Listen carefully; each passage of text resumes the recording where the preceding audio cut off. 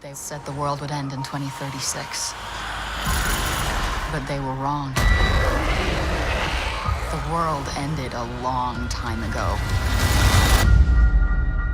Umbrella, a company besieged by scandal, is now trying to reinvent itself. What up, guys?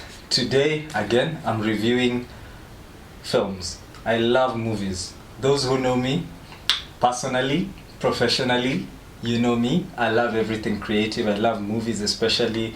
Ever since I was a kid, I've just been watching movies and movies and movies. So, which film shall I review today? As I said, with reviews, you're supposed to keep them short, because the people who give like 10-minute, 30-minute reviews of a single movie, that's fantastic. I'm not one of those people. I'm the kind of guy who either tells you if is a movie worth it or it ain't worth it, you know what I mean? So today, let's see. What haven't I reviewed? Resident Evil, good.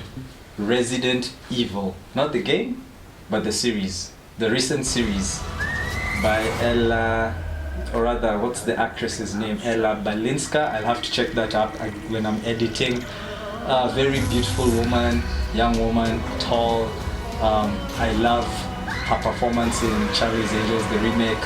She has a lot of potential, but this time round fell a bit short with Resident Evil. Again, you have Lance, I think, Reddick. I know, I'm a fan of his. I've never got his name right.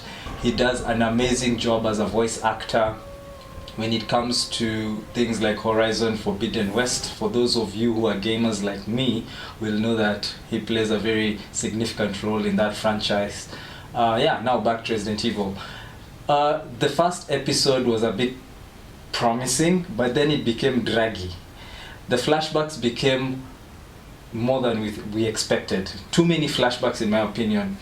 And it seemed like the whole mini-series was just about flashbacks to and fro. And at some point it becomes boring. And that notwithstanding, we have believability issues within the storylines and within the execution of those storylines. I remember seeing a part, I don't know which episode it was, where she jumps off like a 3-story height of a building and lands perfectly fine. I mean, this is Resident Evil, this is not Avengers. So I mean, that kind of punches holes in believability, and then it makes the audience, us, people who love this franchise, Resident Evil, lose interest in it. Again, there was a lot of unjustified drama between these girls and their dad. And it seemed brattish more than what you would say is justified teenage rebellion, if there's anything like a justified rebellion. But I mean, it didn't seem substantial, the kind of defiance these girls were giving, and I'm talking about the flashbacks, to their dad.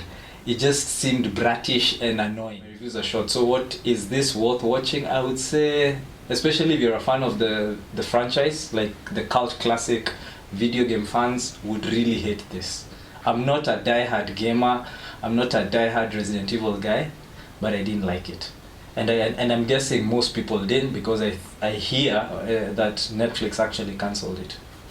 Maybe not because it sucked, but it was cancelled. That in itself says a lot. You would not cancel Avatar if it was on Netflix. Now, I mean, anyway, hope you enjoyed that review. And let me see, what shall I review next? I will review... where's this movie list?